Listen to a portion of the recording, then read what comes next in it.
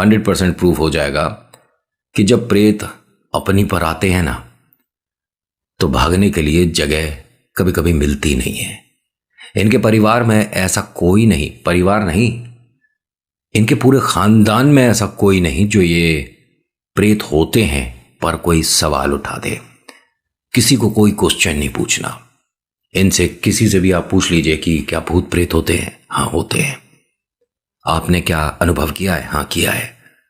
क्या आपने कभी भूत प्रेत देखे हैं? और अगर इसका जवाब वो लोग कह दें कि हाँ देखे हैं, तब क्या हाल हो। सोचिए इनके साथ जो वक्त बीत रहा होगा कैसा भयानक होगा। अभी फिलहाल चैनल का इंट्रो, उसके बाद आकर कहानी शुरू करूंगा। कहीं मत जाइएगा, पूरी कहानी सुनिएगा। हर हर महादेव।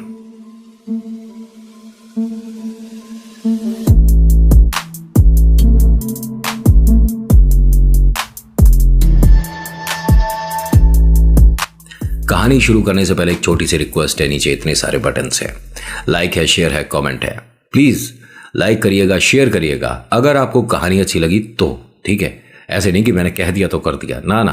आपको पसंद आती है तो प्लीज शेयर करिएगा, लाइक करिएगा और कमेंट में लिखिएगा जय वीर बालाजी महाराज। बताइएगा, अपने सुझाव दीजिएगा, क्योंकि फीडबैक बहुत ज़्यादा इंपॉर्टेंस रखते हैं। मुझे बहुत ज़्यादा अच्छा लगता है जब आप मुझे कोई नए नए सुझाव देते हो। बहुत सारे लोगों के सुझाव हैं, वो मैं धीरे धीरे कहानी में ला रहा हूँ, आप देख रहे हैं। तो कोशिश रहेगी कि जो आप बताएंगे उचित रहेगा तो हम ज़रूर उसे ट्राई करेंगे। और हाँ, ये जो सब्सक्राइब का बटन है इसे ज़रूर दबाइएगा, क्योंकि आप आते हैं, कहानी देखते हैं, चले जाते हैं, दोबारा अपनी मुलाकात होती नहीं है। तो सब्सक्राइब के बटन को दबाइए, फिर बेल आइकन को दबाइए, फिर ऑल के ऑप्शन को दबाइए।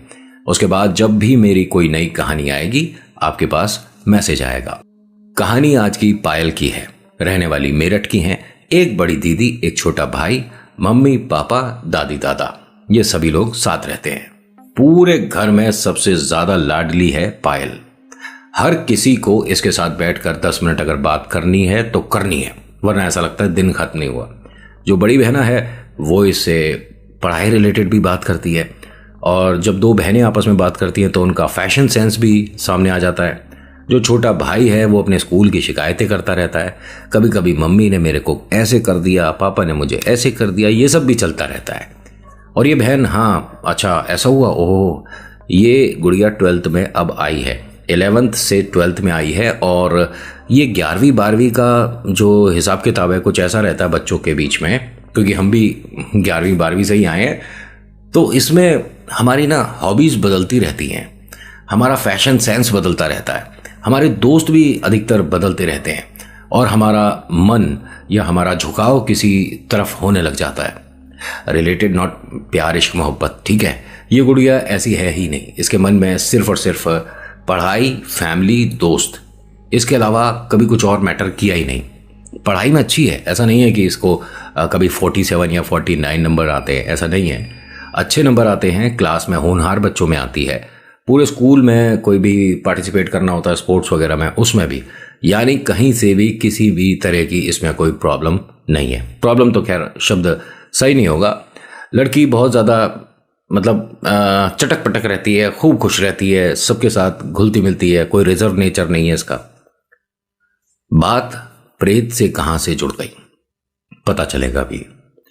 होता क्या है कि जो दादाजी हैं वो थोड़ी रोक टोक कर देते हैं। गुड़िया कहाँ जा रही है इस वक्त? टाइम देख, सर्दियों का टाइम चल रहा है, अब 6:30 बजे तुम साइकिल लेके फिर चल दी हो।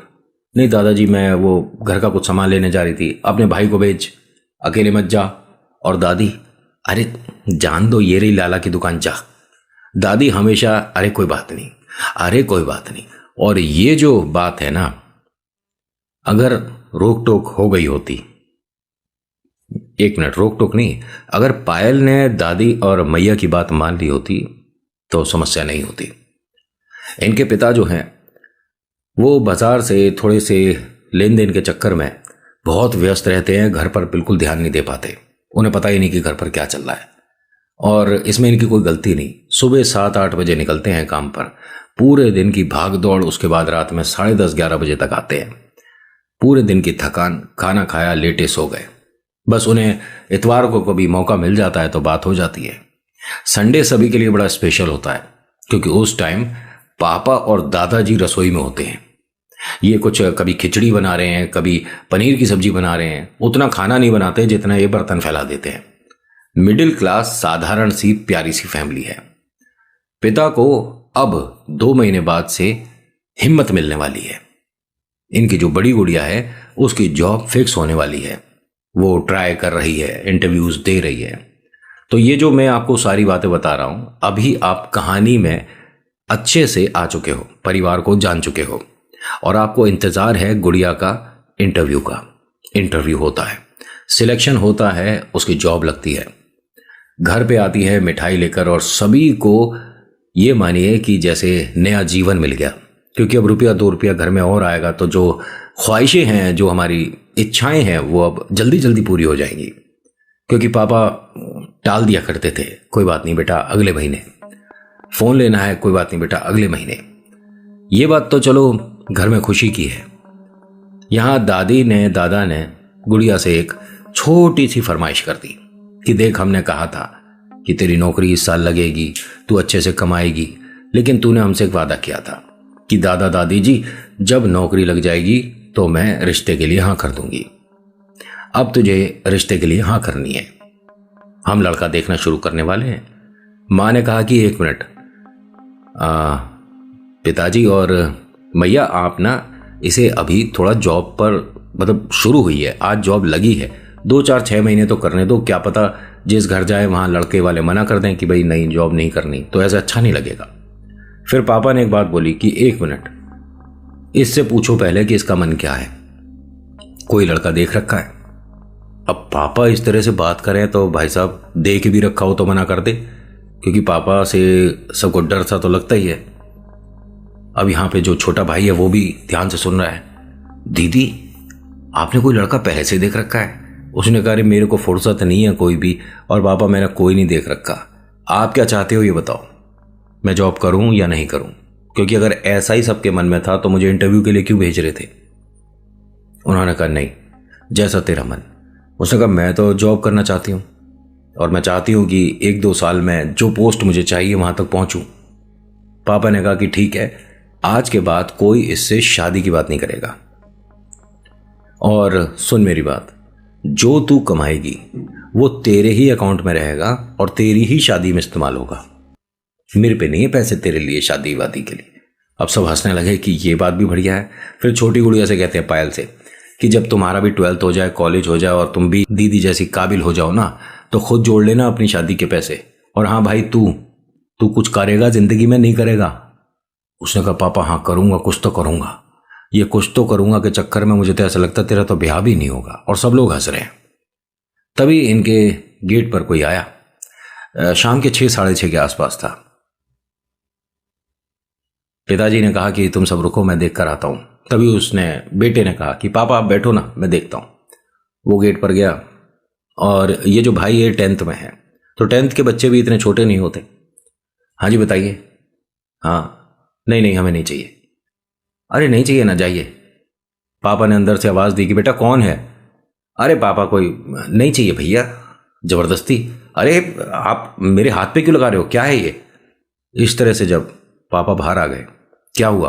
अब जब तक पापा देखते बात करते, वो दोनों आदमी चले गए। बेटा कौन था? अरे पापा ये हाथ पे देखो क्या लगा दिया। पापा ने कहा स्मेल तो बहुत तेज आ रही है, क्या है ये? इत्र है पापा। अब ये जो खुशबू है ये इतनी ज्यादा तेज थी कि मतलब बहुत ज्यादा स्ट्रांग, अंदर घर में सबको महक आने लगी। बस उसने इस तरह से लगाया था थोड़ा सा। अब मम्मी और बहनें, दादा दादी आवाज देते हैं कि क्या हुआ, अंदर आओ जल्दी फटाफट। कौन था? बताया कि कोई इत्र बेचने वाला था, जा हाथ धोया। ये जो गुड़िया है पायल, उसने एकदम देखा, मुझे स्मेल करा, उसने स्मेल करा, और ये तो बहुत अच्छी है।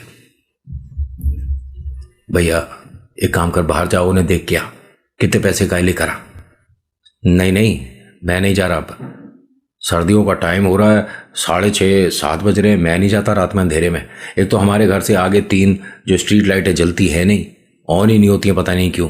पापा ने कहा अच्छा तुझे डर लग रहा है, ये तो रात में भी चली जाती है सामान लेने लाला की दुकान तक, और वो दुकान यहां से दिखती भी है, तुझे किस बात का डर लग रहा है? अरे बहना बोल रही है, जा देख ले अगर इत्र चाहिए तो। दादी ने मना कर दिया, इत्र नहीं आएगा घर में। जैसे ही उन्होंने ये बात बोली तो माँ ने कहा कि हाँ, परफ्यूम डियो तुम्हें खरीदना हो खरीद लेना, इत्र नहीं आएगा। लेकिन इत्र और परफ्यूम में क्या फ़र्क है? एक ही बात है भाई। इत्र पुराने ज़माने से चलता चला आ रहा है और डिओड्रेंट वगैरह अब आए हैं, परफ्यूम। दादी ने कहा कि बेटा तुझे इत्र के बारे में अभी पता नहीं है, बनता कैसे है, और अगर मैं कुछ तेरे को ऐसा बता दूं जो हमारे गांव में हुआ तो तू इत्र से बहुत दूर रहेगी, तुम्हारे मन में डर बैठेगा। जब इस तरह से दादी ने बोला, दादाजी ने कहा कि 1 मिनट रुक जाओ, ये सारी बातें करने की जरूरत नहीं है, घर में माहौल देखो कैसा है, सब लोग खुश हैं, उसकी नौकरी लगी है, मिठाई खाओ मजे करो, ये बेकार की बातें लेकर क्यों। तभी इनके घर लाइट चली गई थी। इन्वर्टर का बैकअप सिर्फ इतना था कि एक कमरे की एक लाइट जल सकती थी। मैं वो माहौल बता रहा हूं आपको, जो इनके साथ जैसा जैसा हुआ वो आपको यहां से महसूस कराने की कोशिश करूंगा, ऑफ कोर्स अपने शब्दों से। इनके कमरे में सिर्फ यहीं लाइट ऑन थी और वो भी छोटा वाला कोई बल्ब ऑन कर रखा था। लाइट बार बार ब्लिंक करने लग गई, यानी कि अब हो सकता है कि इन्वर्टर यहां पर साथ छोड़ देगा और ये लाइट भी बंद हो जाएगी। तो पापा ने कहा कि अरे अभी तो 6:30-7 बज रहे हैं, ये हाल हो रहा है, हमें इसकी बैटरी भी चेंज करानी पड़ेगी। घर में कैंडल है कोई? हाँ हाँ कैंडल है, लेकर आओ। इस बल्ब को बंद कर दो, रात में जब खाना खाने पर बैठेंगे तो एक बल्ब ऑन कर लेंगे, तब तक के लिए बैटरी बचा लेते हैं, ठीक है।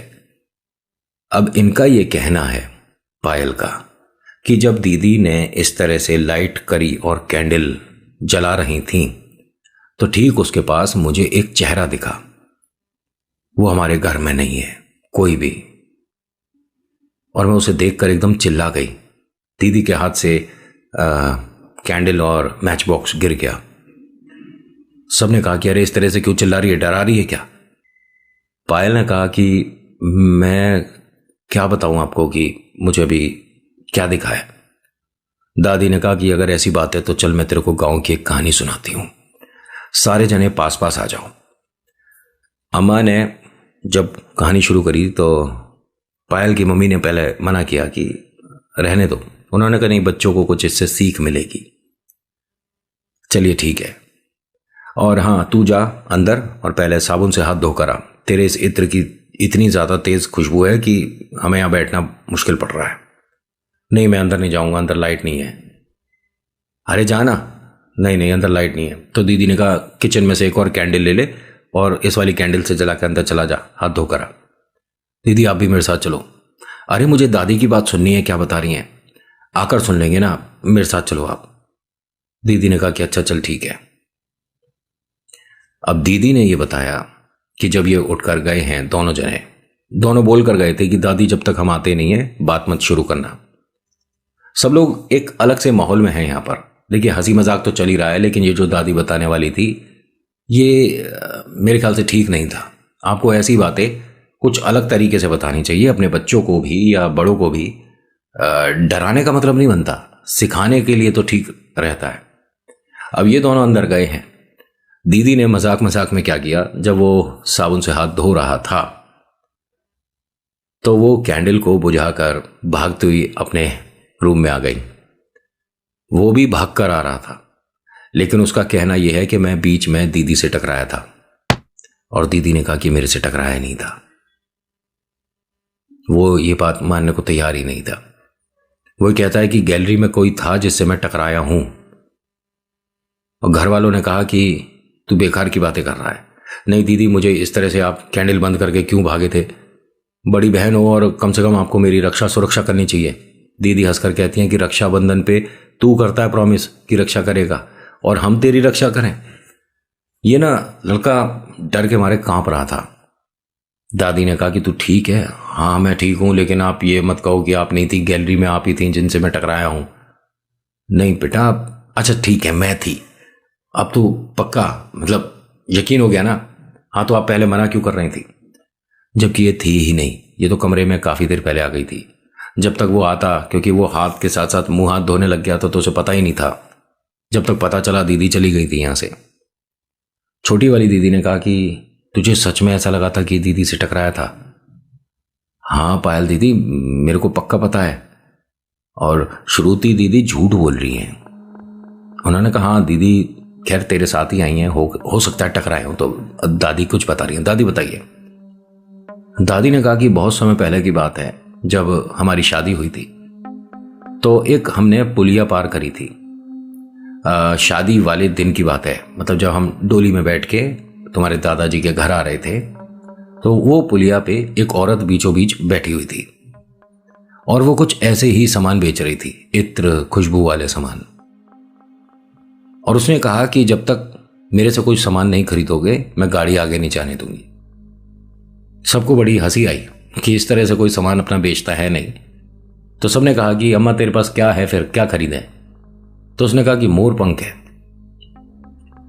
जो रास्ते में आपने भी देखे होंगे। और हाँ, एक चीज़ में आपको मोर पंख याद आया तो बता देता हूँ। बाई चांस आपको कुछ अजीब से सपने आते हैं, डरावने सपने आ रहे हैं, मैंने कई बार बताया कि मुंह हाथ धोकर आधा गिलास पानी पीकर अपने सिराने रखकर सो, लेकिन फिर भी आपको और ज़्यादा कुछ अजीब सा महसूस हो रहा है तो अपने तकिए के नीचे मोर पंख रखकर सोना शुरू कर दो। और नील कटर वगैरह ये तो आपको पता ही है कि रखना चाहिए। अगर बाई चांस डरावने सपने आ रहे हैं तो, कुछ दिख रहा है घर में तो आप मोर पंख रखकर सो के देखिएगा। 3 दिन करके देखिए, चौथे दिन आपको फर्क दिखेगा कि मुझे पहले क्या दिखता था और फिलहाल क्या दिख रहा है। और सपनों का बहुत ज्यादा महत्व होता है। कुछ मैंने पहले भी वीडियोस में बताया कि अगर आपको ये दिखता है तो इसका मतलब ये होता है, आपको सिक्के दिख रहे हैं तो इसका मतलब ये होता है, मतलब कॉइन्स करेंसी अगर दिख रही है तो इसका मतलब ये होता है, आपको सांप दिख रहे हैं तो आपको अपनी जन्मपत्री एक बार दिखवानी चाहिए कि उसमें कहीं काल सर्प योग ना हो। और अगर ऐसा है तो उसका उतारा जरूरी है, निवारण करिए, पूजा करवाइए। और हाँ, काल सर्प योग की जो पूजा होती है तो उसमें 2-3 लोगों से पहले कंफर्म करिएगा, बिकॉज इट मैटर्स। होता क्या है कि दादी मैया ने बताया कि फिर तुम्हारे दादाजी भी गाड़ी से उतरे, पूछने लगे उनसे कि आपके पास बताइए क्या है, क्या खरीद सकते हैं। तो उन्होंने मोर पंख वगैरह दिखाया। तो उनके पास जाने पे ना एक बहुत तेज अच्छी खुशबू आ रही थी। तो दादाजी ने कहा कि ये जो खुशबू आ रही है ये किस चीज़ की है, यहाँ कोई पेड़ है भाई, ये कोई चमेली के खुशबू तो है नहीं। तो उन्होंने कहा हाँ मैं इत्र भी रखती हूँ लेकिन ये बेचने के लिए नहीं है, ये मेरा बेटा है। क्या क्या बोल क्या रहे हो आप? उन्होंने कहा हाँ इसे मैंने पाला है, अब बड़ा हो गया है, कम से कम ये 25-26 साल का तो हो ही गया होगा। उन्होंने कहा अम्मा ऐसा है कि आप पुलिया से हटिए, गाड़ी निकालनी है, नहीं हमसे खरीद के जाओ सामान। तो ₹1-2 का जो भी उनसे सामान लिया, लेने के बाद अम्मा साइड में अपनी टोकरी लेकर बैठ गई। जैसे ही गाड़ी पास होने वाली थी तभी वो एकदम गाड़ी के सामने आई और कहती हैं कि 1 मिनट रुक जा, अरे दुल्हन का चेहरा देखूंगी पहले। और इनका ये कहना है कि मैंने दादी को देखा ही नहीं, कोई आदमी था सफेद कपड़े में जिसे मैंने देखा। और इन सब का ये कहना है कि इस पुलिया पर दूर दूर तक कोई दूसरा था ही नहीं, सिर्फ एक औरत थी, बुढ़िया, जो कि टोकरी लेकर बैठी थी जिसपे सामान था, जिसने उस तरफ जाकर घूंघट हटाकर बहू का चेहरा देखा। और दादी अम्मा का कहना है कि मेरा घूंघट जिसने उठाकर मतलब मुझे देखा था गाड़ी में, इन सब के हिसाब से तो वो कोई बूढ़ी औरत थी, लेकिन मैंने एक आदमी को देखा था जो कि पूरा एकदम सफ़ेद कपड़ों में था और ऐसे लग रहे थे उसके कपड़े जैसे कि नए कपड़े पहने हो, और बहुत तेज उसमें से खुशबू आ रही थी। मुझे 3-4 दिन तक बुखार रहा, तबीयत बिगड़ी सी रही। उसके बाद कुंबे में हमारे देवी देवताओं की पूजा होती है, तब मुझे पता चला कि किसी ने मुझ पर कुछ छोड़ दिया था। मैं समझा नहीं, दादी आप क्या बोल रही हो?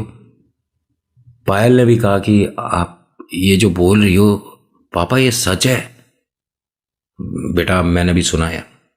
दादाजी ने कहा कि मैंने तो किसी आदमी को देखा नहीं था, लेकिन हाँ ये कहती है तो मैं सच मानता हूं। तो आपके ऊपर भूत प्रेत? उन्होंने कहा नहीं, भूत प्रेत नहीं थे, वो जिन्न था। और कहा जाता है कि बहुत जल्दी इनका पसंदीदा एक तरीका है इत्र के माध्यम से आने का। उस दिन के बाद से हमारे परिवार में इत्र नहीं खरीदा जाता, लेकिन इत्र तो नॉर्मल दुकानों पर भी बिकता रहता है। हाँ तो मैंने कब कहा कि हर इत्र की शीशी पे प्रेत आते हैं? ऐसा नहीं होता, बाई चांस तुमने लगा रखा है और तुम शमशान घाट, कब्रिस्तान या कोई जहां पर लोगों को डर लगता है ऐसी जगह से निकलते हो तो कोई नकारात्मक ऊर्जा, जिसे लोग भूत कहते हैं, साथ लग सकती है। लेकिन जो सबसे पहले अट्रैक्ट होकर तुम तक आता है उसे जिन्न कहते हैं। तो बच्चों, तुम्हें आज के बाद ध्यान रखना, इत्र लगाकर कभी भी इस तरह से, मतलब जो मैंने जगह बताई, नहीं जाना है। पायल को देख रहे हैं तो पायल बार बार कभी इस तरफ उस तरफ कैंडल के आसपास पीछे देखने लग रही थी। दादी ने पूछा कि क्या हो गया, क्या ढूंढ रही है? तो पायल ने हंसकर कहा कि जिन्न ढूंढ रही हूं। ये मजाक की बात नहीं होती। जिसको तुम ढूंढ रहे हो उसके तो बस हल्के से कानों तक आवाज पहुंचनी चाहिए, वो अपने आप आ जाएगा और ऐसा होगा। ये भाई साबुन से हाथ धोकर आया था, अच्छे से वॉश करके आया था, तो अब इत्र की महक थोड़ी थोड़ी आनी चाहिए। लेकिन जैसे ही इसने ये बात बोली है कि मैं जिन्न को ढूंढ रही हूं, इस कमरे में इस इत्र की खुशबू बहुत ज्यादा तेज हो गई थी। इतनी ज्यादा तेज हो गई कि पापा ने यह कहा कि अरे तू क्या शीशी खरीद चुका था जब तक मैं आया? अपनी पॉकेट चेक करा, पॉकेट वगैरह चेक करी, कुछ भी नहीं। और ये जो जिस तरह से वो लगा कर गए थे वहां पर अब फिलहाल दोबारा से ऐसे लग रहा है कि जैसे थोड़ा थोड़ा सा गीला गीला सा है, जबकि ये हाथ अच्छे से वॉश करके आया था। पायल ने उसके हाथ को अपने नाक तक लाया और स्मेल करके कहती है,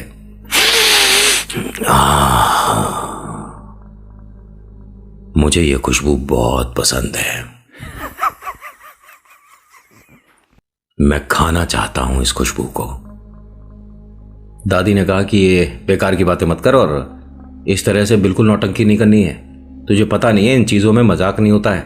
और जो मैंने बात बताई है इससे तुम क्या सीख क्या रहे हो कि जो मेरे से गलती हो रही है या किसी और से गलती होती है वो तुम्हें गलती नहीं करनी है। तो ये नौटंकी इसे समझा अपनी बिटिया को। उन्होंने कहा बेटा ये सब नहीं करते।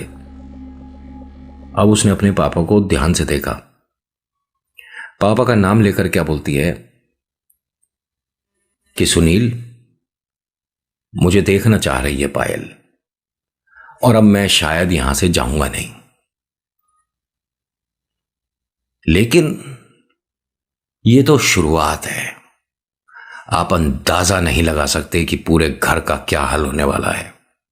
खैर, अभी एक चीज मैं क्लियर कर दूं, पायल अभी प्रेत और जिन्न से दूर है, लेकिन कितनी देर के लिए? रात के खाने तक। उसके बाद जो होगा, पूरे घर को यह आइडिया नहीं था कि ऐसा होता है। लेकिन देखिए, मैं तो आपको पहले भी बोल चुका हूं कि हर किसी की कहानी को सच मानकर अपलोड करता हूं, सुनाता हूं। और ये मैंने रियलिटी में भी लोगों से सुना है कि अगर जिन्न किसी पर है तो ये सब कुछ होना पॉसिबल है। और जिन्न के उतारे कभी कभी मेहंदीपुर बालाजी में नहीं होते। आगे क्या हुआ पता चलेगा अगले भाग में।